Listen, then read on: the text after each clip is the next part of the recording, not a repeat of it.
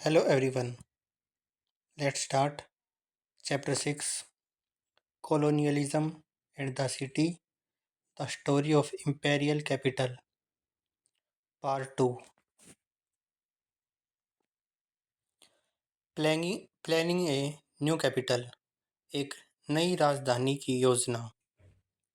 सन 1857 की बगावत के बाद अंग्रेजों ने दिल्ली के सांकेतिक महत्व को समझकर यहाँ बहुत सारे शानदार आयोजन किए।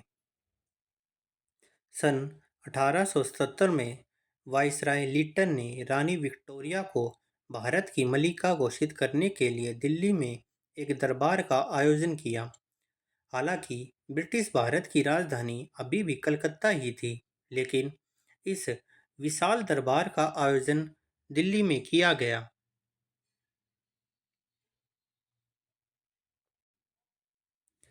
इसकी क्या वजह यह थी कि विद्रोह के दौरान अंग्रेजों ने यह समझ लिया था कि लोगों की नज़र में मुगल बादशाह का महत्व अभी भी बना हुआ है। लिहाजा ब्रिटिश सत्ता का मुगल बादशाह और 1857 के बागियों के मुख्य केंद्र में पूरी तड़क भड़क के साथ प्रदर्शन किया। नेक्स्ट इज दिल्ली भारत की राजधानी बनी। सन 1911 में जब जॉर्ज पंचम को इंग्लैंड का राजा बनाया गया तो इस मौके पर दिल्ली में एक और शानदार दरबार का आयोजन हुआ। कलकत्ता की बजाय दिल्ली को भारत की राजधानी बनाने के फैसले का भी इसी दरबार में ऐलान किया गया। इस दरबार में पूरे भारत से आए 1 लाख से भी ज़्यादा राजा, महाराजा, नवाब, अंग्रेज, अफसर और सैनिक मौजूद थे। नई दिल्ली के निर्माण के लिए अंग्रेज़ों ने तत्कालीन शहर के दक्षिण में रायसीना पहाड़ी पर 10 वर्ग मील के इलाके को चुना। एडवर्ड लटियंस और हेबर्ट बेकर नाम के दो वास्तुकारों को नई दिल्ली और उसकी इमारतों का डिज़ाइन तैयार करने का जिम्मा सौंपा गया। नई दिल्ली स्थित सरकारी परिसर में 2 मील का चौड़ा रास्ता, राष्ट्रपति भवन तक जाने वाला राजपथ और उसके दोनों तरफ सचिवालय की इमारतें बनाई गई। यहीं पर इंडिया गेट भी बनाया गया, जिस पर प्रथम विश्व युद्ध सन 1914 से 1918 में मारे गए भारतीय और ब्रिटिश सैनिकों के नाम गुथे हुए थे। इसी अर्थात इमारतों पर सैनिकों के नाम लिखे हुए हैं। इन सभी इमारतों की बनावट में भारत के शाही इतिहास के अलग-अलग दौर की झलक दिखाई देती है, लेकिन कुल मिलाकर नई दिल्ली की तमाम इमारतों का स्वरूप ईसा पूर्व 5वीं सदी की यूनानी वास्तुकला पर आधारित लगता है। आज का संसद भवन उस जमाने के विशाल कोलोसियम जैसा दिखता है।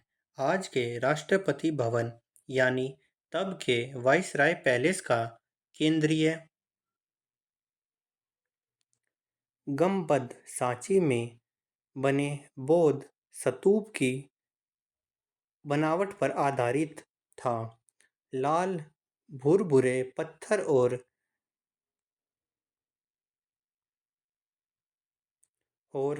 नक्काशीदार जालियों की प्रेरणा मुगल वास्तुशिल्प से ली गई थी, लेकिन अंग्रेज चाहते थे कि उनकी बसाई नई दिल्ली के नए भवनों में ब्रिटिश शानो शौकत और प्रभुत्व की झलक भी दिखाई दे। इसलिए वास्तुकारों ने इस बात का ख्याल रखा कि वाइसराय का महल शाहजहाँ की जामा मस्जिद से भी ऊंचा हो। यह काम कैसे किया गया? नई दिल्ली के निर्माण में लगभग 20 साल लगे। यह शहर शाहजहानाबाद के मुकाबले बिल्कुल अलग था और यहाँ न तो भीड़ भरे मोहल्ले थे और न ही संकरी गलियाँ। यहाँ चौड़ी सीधी सड़कों और विशाल परिसरों के बीच बड़ी बड़ी इमारतों और पार्कों की कल्पना की गई थी। नया शहर स्वच्छ और स्वस्थ दिखाई पड़ता था। नई दिल्ली में बेहतर जल आपूर्ति, गंदगी के निकास और नालियों की पूरी व्यवस्था तैयार की गई। उसे ज़्यादा हरा भरा बनाया गया। वहाँ पेड़ और बड़े बड़े पार्क बनाए गए ताकि लगातार ताज़ी हवा और ऑक्सीजन मिलती रहे। इसमें पुरानी दिल्ली की अफरा तफरी, गंदगी, घिच पिच, गलियों और मोहल्ले के लिए कोई स्थान नहीं था। उस समय नई दिल्ली पूरी तरह से किसी साफ सुथरे यूरोपीय शहर की तरह लगता था। सोर्स 3, नई दिल्ली की कल्पना। दिल्ली को राजधानी के रूप में चुनने के पीछे वाइसराय हार्डिंग ने यह वजह बताई थी। यह बदलाव भारत के लोगों की कल्पना के अनुरूप होगा और सभी लोग भारत में ब्रिटिश शासन को बनाए रखने के दृढ़ संकल्प के रूप में इसकी सराहना करेंगे। वास्तुकार हर्बर्ट बेकर की राय में नई दिल्ली अच्छे शासन और एकजुटता का भाषण प्रतीक होनी चाहिए, जो ब्रिटिश शासन के तहत भारत के इतिहास में एक नई बात है। भारत में ब्रिटिश शासन केवल शासन और संस्कृति की एक परत भर नहीं है, यह एक पनपती हुई नई सभ्यता है। इसमें पूर्व और पश्चिम के श्रेष्ठ तत्वों का मिश्रण है। दिल्ली के वास्तुशिल्प में इस महान तथ्य की झलक मिलनी चाहिए। 2 अक्टूबर 1912। चित्र 9, जॉर्ज पंचम का राज्य अभिषेक दरबार, 12 दिसंबर 1911। इस दरबार में 1 लाख से अधिक भारतीय राजा महाराजा, अंग्रेज अफसर और सिपाही जमा हुए थे। चित्र 10, रायसीना पहाड़ी के ऊपर स्थित vice Regal palace, Rashtrapati Bhavan. Life in the time of partition, विभाजन के समय जीवन। दिल्ली में शरणार्थियों की भीड़। सन 1947 में मुगल लीग के नेता मोहम्मद अली जिन्ना के अड़ियल रवैये के कारण भारत का बंटवारा हो गया और एक नए देश पाकिस्तान का जन्म हुआ। इस कारण से नई सीमा के दोनों तरफ आबादी की बड़ी तादाद में विस्थापित हुई। इसका नतीजा यह हुआ कि दिल्ली की आबादी बढ़ गई, रोजगार बदल गए और शहर की संस्कृति बिल्कुल भिन्न हो गई। स्वतंत्रता और विभाजन के कुछ ही दिनों बाद भीषण दंगे शुरू हो गए। दोनों देशों में लाखों लोग मारे गए और उनके घर-बार लूटकर जला दिए गए। दिल्ली से पाकिस्तान जाने वाले मुसलमानों की जगह पाकिस्तान से आए सिख और हिंदू शरणार्थियों ने ले ली। दिल्ली के 2/3 मुसलमान पलायन कर गए थे, जिससे लगभग 44,000 मकान खाली हो गए। दिल्ली की आबादी बढ़ी। उस समय दिल्ली हिंदू और सिख शरणार्थियों का शहर बन गई थी। दिल्ली की आबादी में लगभग 5 लाख की वृद्धि हो गई थी। ज़्यादातर पाकिस्तान वाले हिस्से के लोग पंजाब से आए थे। वे शिविरों, स्कूलों, फौजी बैरकों और बाग बगीचों में आकर रहने लगे। उनमें से कुछ को खाली पड़े मकान मिल गए, जबकि बहुत सारे लोग शरणार्थियों शरणार्थी बस्तियों में रहने लगे। लाजपत नगर और तिलक नगर जैसी बस्तियां इसी समय बसी थी। दिल्ली में आने वालों की ज़रूरतों को पूरा करने के लिए बहुत सी दुकानों और स्टॉल तथा कई नए स्कूल और कॉलेज भी खोल दिए गए। दिल्ली का सामाजिक परिवेश बदला। शरणार्थियों की निपुणता और काम धंधे पहले यहाँ रहने वालों से बिल्कुल अलग थे। पाकिस्तान जाने वाले बहुत सारे मुसलमान कारीगर, छोटे मोटे व्यापारी और मजदूर थे। दिल्ली आए नए लोग ग्रामीण भूस्वामी, वकील, शिक्षक, व्यापारी और छोटे दुकानदार थे। यहाँ आए लोगों की मुख्य समस्या भोजन, पानी और आवास की थी। अतः वे कुछ भी काम करने को तैयार थे। यही वजह है विभाजन ने उनकी जिंदगी और उनके व्यवसाय बदल दिए थे। फेरी वालों, पटरी वालों, बढ़ई और लुहारों के तौर पर उन्होंने नए रोजगार अपनाए। पंजाब से आए शरणार्थियों ने दिल्ली का सामाजिक परिवेश पूरी तरह बदल दिया। भोजन, पहनावे और कला के हर क्षेत्र में मुख्य रूप से उर्दू पर आधारित शहरी संस्कृति पर अब पंजाबी तहजीब का असर दिखाई देने लगा। चित्र 11। विभाजन के बाद हजारों लोग दिल्ली में बने शरणार्थी शिविरों में रहने लगे थे। Inside the old city. पुराने शहर के भीतर। इस बीच पुराने शहर यानी शाहजहानाबाद शाहजहानाबाद में मुगलों के जमाने की प्रसिद्ध नहरों से वहां के सभी घरों में ताजे पानी की बिना रुकावट से आपूर्ति होती थी और दूसरी सभी आवश्यकताओं के लिए भी पानी मिल जाता था। सन 1803 में दिल्ली पर कब्जे के बाद ईस्ट इंडिया कंपनी के अधिकारी शाहजहानाबाद की जल आपूर्ति व्यवस्था की तरफ ध्यान नहीं दे रहे थे। जल निकासी की समस्या भी बढ़ने लगी थी। यहाँ मौजूद कुओं, बावड़ियों पर भी उन्होंने ध्यान नहीं दिया। शहर की आबादी लगातार बढ़ने से यहाँ गंदगी की समस्या भी पैदा होने लगी, क्योंकि कचरा निकासी की व्यवस्था ठप हो चुकी थी। टूटी फूटी नहरें इस तेजी से बढ़ती आबादी की जरूरत को पूरा नहीं कर सकती थी। 19वीं सदी के आखिर में शाहजहानी नालियों को बंद कर दिया गया और खुली नालियों की नई व्यवस्था विकसित की गई। जल्दी ही यह प्रणाली भी बोझ से चरमराने लगी। बहुत सारे अमीर लोगों को सड़क किनारे बहती नालियाँ और उफनते खुले नालों की बदबू परेशान करती थी। अंग्रेजों द्वारा गठित दिल्ली म्युनिसिपल कमेटी के पास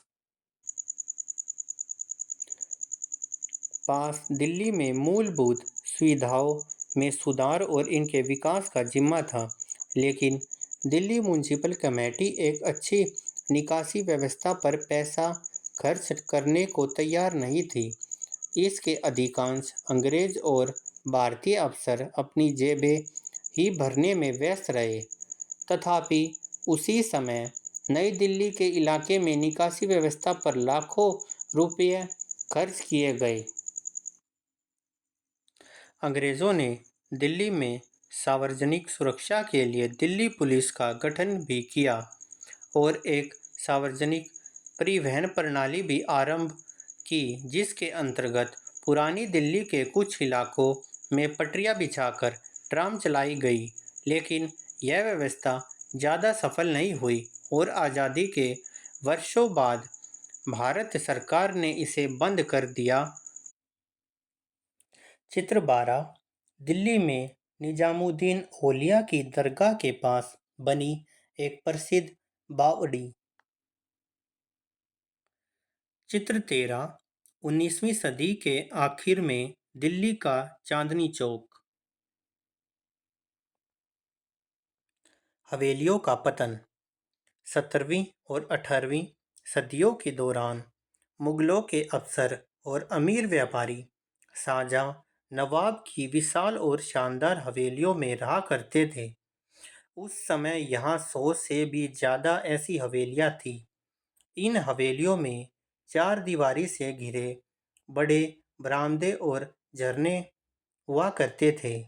इनके सुंदर प्रवेश द्वार से होकर भीतर आंगन में जाने पर चारों ओर मेहमानों, कारोबारियों के लिए तथा सामान्य लोगों के लिए कमरे होते थे। इनमें केवल मर्दों को ठहराया जाता था। हवेलियों में कई परिवार रहते थे। भीतरी कमरे औरतों के लिए होते थे। इन हवेलियों में फर्नीचर काफ़ी कम होता था। इन हवेलियों में गाड़ी वालों, तंबू वालों, मसालचियों, खातेदारों, कलरकों और घरेलू नौकरों के लिए रहने की भी व्यवस्था होती थी। मुगल शासन के पतन के बाद और ब्रिटिश हुकूमत के समय बहुत सारे मुगल अमीरों की आर्थिक स्थिति बहुत खराब हो गई और इन विशालकाय इमारतों को संभालने की हालत में नहीं रह गए। फलस्वरूप हवेलियाँ बंटने लगी, उनके हिस्से को बेचा जाने लगा। हवेलियों के जो हिस्से सड़क पर खुलते थे, वहाँ दुकानें या गोदाम बन गए। कुछ हवेलियाँ नए उभरते व्यवसायी वर्ग के नियंत्रण में चली गई। बहुत सारी उपयोग में न आने के कारण बेकार हो गई। औपनिवेशिक बंगले। अंग्रेजों द्वारा बनाए गए औपनिवेशिक बंगले एकल परिवार के लिए होते थे और इनके डिज़ाइन व रूपरेखा मुगलकालीन हवेलियों से बिल्कुल अलग थे। उनमें एक मंजिल की ढलान छत वाली इमारत होती थी। ये बंगले आमतौर पर 1 या 2 एकड़ के खुले स्थान पर बने होते थे। इनमें रहने, खाने और सोने के कमरे अलग थे। अगले हिस्से में एक लंबा बरामदा होता था। कई बंगलों में 3 तरफ बरामदा बनाया जाता था। रसोई घर, अस्तबल और नौकरों के क्वार्टर मुख्य मकान से अलग बनाए जाते थे। परिवार की औरतें अक्सर वहाँ काम करने वाले दर्जनों नौकरों, दर्जियों या अन्य कारीगरों पर नज़र रखने के लिए बरामदे में बैठती थी। चित्र 14 नई दिल्ली का एक औपनिवेशिक बंगला। नगर पालिका योजना बनाती है। पुरानी दिल्ली की आबादी सन 1931 में की जनगणना के अनुसार पुरानी दिल्ली शहर की आबादी बहुत ज़्यादा हो गई थी। यहाँ प्रति एकड़ 90 लोग रहते थे, जबकि नई दिल्ली में प्रति एकड़ केवल 3 लोग का औसत था। बहुत बुरी हालत होने के बावजूद पुरानी दिल्ली शहर का फैलना और विकास जारी रहा। यहाँ की खराब व्यवस्था को सुधारने के लिए रॉबर्ट क्लार्क ने 1888 में लाहौर गेट सुधार योजना के नाम से एक विस्तार योजना तैयार की। इसके पीछे सोच यह थी कि यहाँ के निवासियों को पुराने शहर से अलग एक नई तरह के चौराहा बाजार की तरफ ढकेलना। इन चौराहे पर चारों तरफ दुकानों की कल्पना की गई थी। इस पुनर्सुधार में सड़कों के लिए जाल वाली संरचना तय की गई। सभी सड़कों की चौड़ाई, आकार और स्वरूप एक जैसा होना था। मोहल्लों के निर्माण के लिए जमीन को एक जैसे टुकड़ों में बांट दिया गया था। इस नए स्थान को कलरागंज का नाम दिया गया, लेकिन कलराग की यह योजना समय के साथ खटाई में पड़ती चली गई और पुराने शहर की भीड़ ज्यों की त्यों बढ़ती रही। इसके करीब 25 साल बाद तक भी यानी 1912 से 13 तक उन नए स्थानों पर जल आपूर्ति और निकासी की हालत बहुत खराब हो गई। जहां कलराग की योजना के अनुसार काम हुआ था। इसके बाद अंग्रेजों द्वारा पुराने शहर के विकास और सुधार हेतु दिल्ली सुधार ट्रस्ट का गठन 1936 में किया गया। इस योजना के तहत संपन्न लोगों के लिए दरियागंज दक्षिण जैसे इलाके बनाए गए। यहाँ पार्कों के इर्द गिर्द रिहायशी मकान बने। यहाँ प्रत्येक मकान में एक ही परिवार के विभिन्न सदस्यों के लिए अलग-अलग जगह हुआ करती थी। सन 1947 में आज़ादी के बाद सरकार ने नई दिल्ली और दिल्ली के लिए न्यू दिल्ली म्युनिसिपल कॉरपोरेशन और दिल्ली के लिए म्युनिसिपल कॉरपोरेशन ऑफ दिल्ली का गठन किया। लेकिन आज भी पुरानी दिल्ली शहर संकरी गलियों और गिचपिच इलाके के लिए जाना जाता है। हालांकि अब इसका दायरा सिमटकर काफ़ी छोटे क्षेत्र तक ही रह गया है। दक्षिण अफ्रीका में हर्बर्ट बेकर। अगर आप चित्र 16 और 17 को देखें तो पाएंगे कि इन दोनों इमारतों में भारी समानता है, लेकिन ये दोनों इमारतें बिल्कुल अलग और अलग-अलग महाद्वीपों की हैं। इस बात से क्या पता चलता है? सन 1890 के दशक की शुरुआत में हर्बर्ट बेकर नाम का एक युवा अंग्रेज वास्तुकार काम की तलाश में दक्षिण अफ्रीका पहुंचा। यहीं बेकर की मुलाकात केप टाउन के गवर्नर सेसिल रोड्स से हुई, जिसने बेकर के भीतर ब्रिटिश साम्राज्य के प्रति प्यार और प्राचीन रोमन व यूनानी वास्तुशिल्प के प्रति प्रशंसा का भाव पैदा कर दिया। चित्र 17 में दक्षिण अफ्रीका स्थित प्रिटोरिया शहर की यूनियन बिल्डिंग दिखाई दे रही है, जिसकी रूपरेखा बेकर ने तैयार की थी। इसमें प्राचीन प्रतिष्ठित वास्तुशिल्प के तत्वों का इस्तेमाल किया गया था, जिनका बेकर ने नई दिल्ली स्थित सचिवालय भवन की योजना में भी इस्तेमाल किया। यूनियन बिल्डिंग भी नई दिल्ली स्थित सचिवालय भवन चित्र 16 की तरह एक पहाड़ी पर स्थित थी। क्या आपने ध्यान दिया कि सत्ता में बैठे लोग नीचे से ऊपर की ओर देखने की बजाय ऊपर से नीचे की तरफ देखना पसंद करते हैं? यूनियन बिल्डिंग और सचिवालय भवन दोनों को शाही दरबारों के लिए बनाया गया था। Now story of chapter 6 is completed. अगर वीडियो अच्छी लगी हो तो लाइक करें, शेयर करें, कमेंट करें और ऐसी और वीडियो देखने के लिए चैनल को सब्सक्राइब करें। Thank you.